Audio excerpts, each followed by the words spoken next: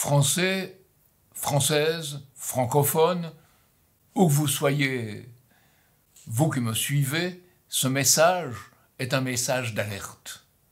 Alerte parce que nous sommes dans une situation internationale extrêmement grave et en France, dans une situation de notre politique intérieure, à la veille des élections européennes, tout aussi grave.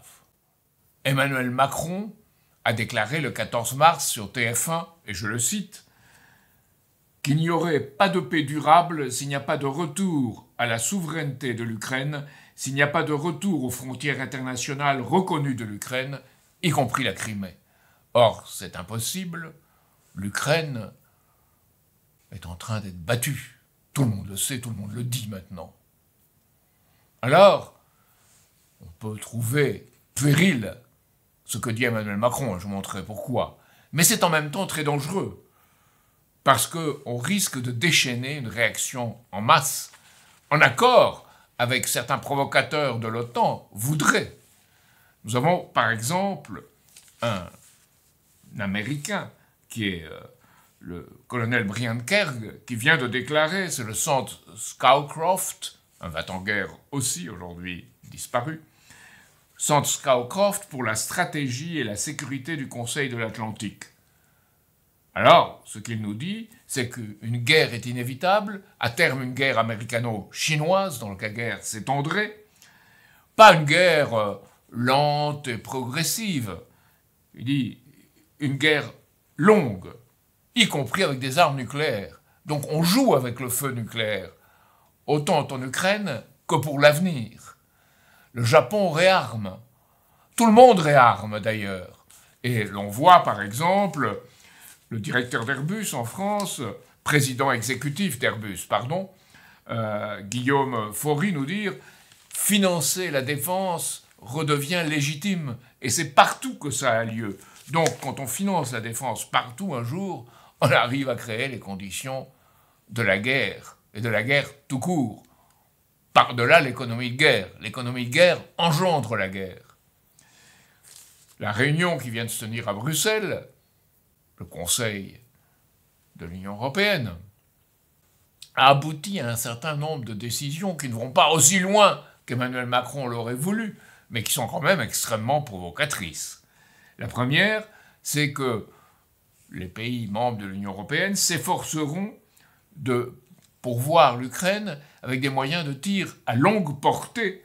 On ne dit pas vers le territoire russe, mais on dit bien dans la profondeur sur le sol ukrainien où sont les armées russes, c'est-à-dire en Ukraine et dans les 4 places du Donbass. Ensuite, les revenus des avoirs russes gelés en Europe, les intérêts, 2 à 3 milliards, seraient utilisés pour financer l'Ukraine. Donc, c'est quelque chose de tout à fait contraire au droit international et qui montre bien qu'on est dans une situation d'exception et reconnue pour telle. Et c'est très dangereux.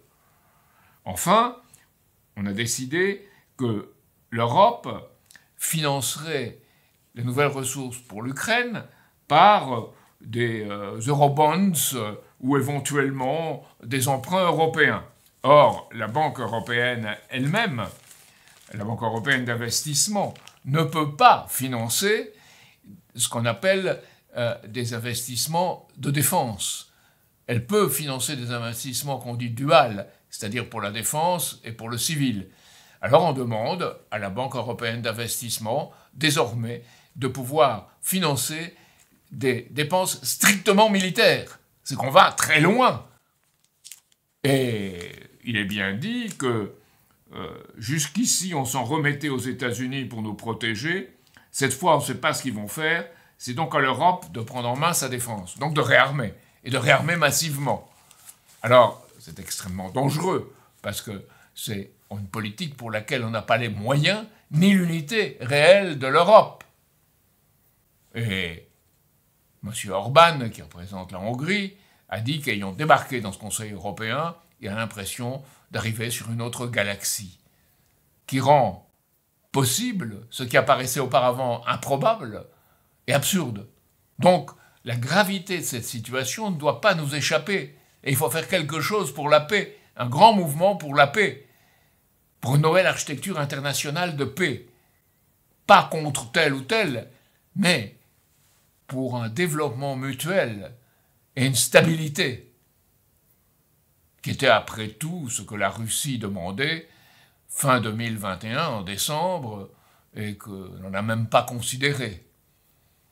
Donc il faut absolument changer de politique, parce que celle de Macron est une politique dangereuse, mais elle est en même temps une politique tout à fait illusoire. Il y a ce plan franco-allemand de produire des armes en Ukraine même. Alors c'est de produire en premier lieu des pièces détachées et des munitions, puis ensuite des armes complètes. Or, aujourd'hui, on prétend mettre notre industrie sur le pied de guerre, notre industrie militaire sur le pied de guerre, sortir des à-coups, faire une véritable industrie militaire. Or, par rapport à la situation, quelqu'un, par rapport à la France et par rapport aux paroles d'Emmanuel Macron, quelqu'un comme George Galloway, qui a été élu en Angleterre, ni sous une étiquette travailliste, ni sous une étiquette conservatrice, Tory, c'est un indépendant. Et il a dit, Macron a perdu la tête, il ne peut y avoir d'autre explication à sa décision du dirigeant français qu'il a perdu la tête. Et en effet, comment pouvons avoir confiance à quelqu'un qui n'a pas pu maîtriser la situation, ni au Burkina Faso, ni au Mali, ni au Niger, et maintenant qui perd son ami Macky Sall au Sénégal. Donc c'est puéril ce que dit Macron par rapport à ses moyens, par rapport à ses capacités. Et de plus, l'industrie de la poudre en France et l'industrie productrice d'obus n'est incapable de fournir ce qu'il faudrait à l'Ukraine. Donnant un simple exemple, d'ailleurs que je prends du canard enchaîné, celui-là. Il suffirait de 6 coups par César, donc canon César, à la minute pour que l'artillerie tricolore filée aux Ukrainiens consomme en 1 heure toute notre production nationale d'obus. Donc c'est frappant, tout de même. Et les Français savent tout ça. Aujourd'hui, ils ne croient plus à Macron, chef de guerre. Ils n'y ont jamais cru beaucoup, mais là, plus du tout.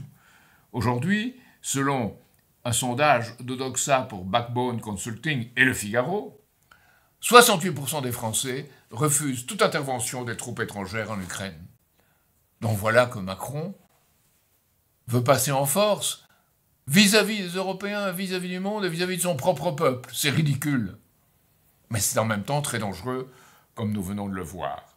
De plus, on est dans une situation où, financièrement, la France est en crise. C'est peut-être une des raisons pour lesquelles Emmanuel Macron veut, en dehors de poser cette question de la guerre pour l'Ukraine, pour paraître dans les élections européennes comme l'opposant du Front National, du Rassemblement National. Il y a cet aspect dans l'attitude de Macron qui prétend être le roi de l'Europe future. Les Américains étant en voie d'abandonner leur parapluie. C'est ce que déciderait Trump. Et c'est vrai. Mais en plus, à la Chambre des représentants américaine, les républicains, les trumpistes républicains, veulent faire passer une proposition de loi pour contraindre Framatome, notre Framatome, à couper tout lien avec la Russie, avec le russe Rosatom. Or, nous dépendons, pour un pourcentage très élevé, plus de 30%, d'uranium enrichi russe. Les Américains en dépendent aussi, à 30%. Mais ils veulent nous imposer à nous, Français, de ne plus pouvoir faire fonctionner notre industrie nucléaire. Donc on voit bien où sont les ennemis. Quel ennemi on a?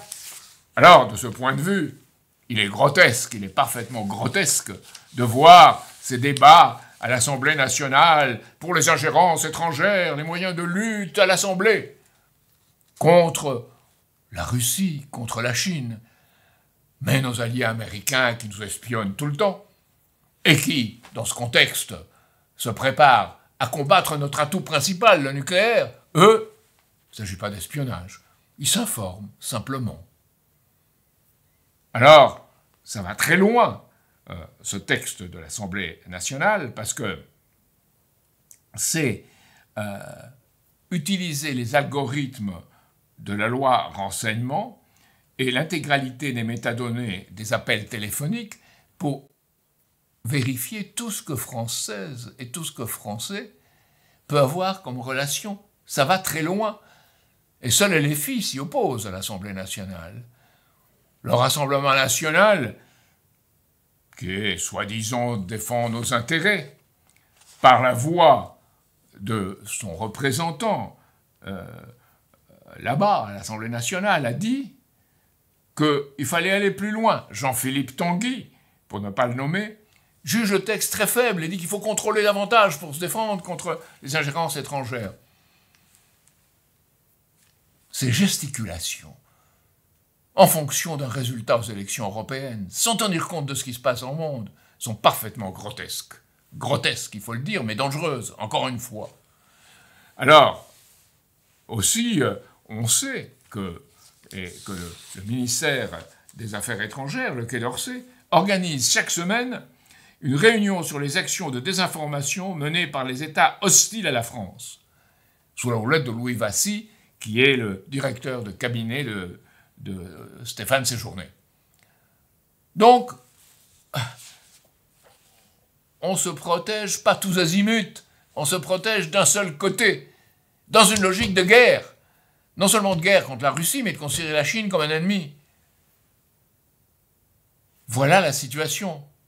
Et c'est extrêmement grave, parce que ça prive la France de son rôle de médiateur, de catalyseur, d'inspirateur de cette nouvelle architecture de développement, de croissance que veulent tous les pays du Sud, et en même temps de stabilité politique et militaire. On n'y est pas du tout. Mais on est dans une situation où, peut-être, c'est une cause de toutes ces gesticulations de Macron qui veulent faire oublier, où on est dans une situation extrêmement grave financière pour la France. Il y a eu une réunion de crise à l'Élysée sur les finances qui a convoqué les principaux responsables de notre politique économique et les principaux dirigeants de la majorité. Et dans cette panique, on dit on a une situation très difficile. Et en effet, le taux de la dette française par rapport au produit national, c'est quelque chose qu'on ne peut pas gérer très longtemps. Surtout qu'il y a une hausse des taux d'intérêt. Et qu'aujourd'hui, simplement les intérêts de la dette, ça nous coûte 51 milliards, selon la comptabilité budgétaire. Mais si les intérêts étaient à 3%, ça nous coûterait plus de 90 milliards.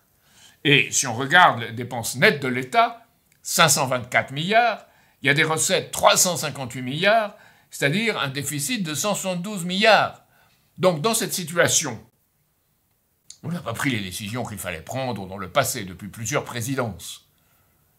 Eh bien, on panique et on dit voilà, il faut couper quelque part. Alors Bruno Le Maire, 10 milliards cette année. C'est faux, ça sera 20 milliards, peut-être beaucoup plus en 2025, mais dans l'ordre du système, en restant dans le cadre du système. Donc il s'agit de couper dans les dépenses sociales. Faire travailler les vieux en les privant d'une partie de la durée de leur droit au chômage. Couper les ressources pour les collectivités locales, les communes qui dépensent trop, les régions qui dépensent trop, les départements qui dépensent trop, alors que l'État se défausse sur elles d'une grande partie de ses dépenses. On en est là. Et c'est une situation extrêmement grave.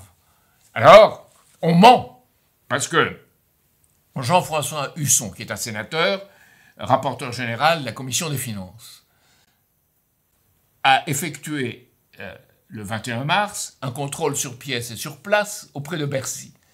Et il a vu que ce que disait Bruno Le Maire, qui aura un déficit de 4,5, on disait, puis 4,9, non, c'est 5,6 ou 5,7% qui sont dans les textes mêmes de Bercy. Et on ment sur les calculs de sa propre administration. C'est ce qui est en train de se passer aujourd'hui en France. Alors, en même temps, il y a Gaza. Et il y a dans le monde cette situation terrible où les gens souffrent de malnutrition, de faim, et maintenant de famine, où des enfants meurent de faim. Dans 4 régions du monde. C'est Gaza, c'est le Soudan, c'est Haïti, c'est l'Est de la République démocratique du Congo, la région de Goma. Donc que fait-on par rapport à cela? C'est dans cela qu'il faut prendre des initiatives. Des initiatives pour cette nouvelle architecture de développement et de croissance mutuelle, qui est la base de la paix.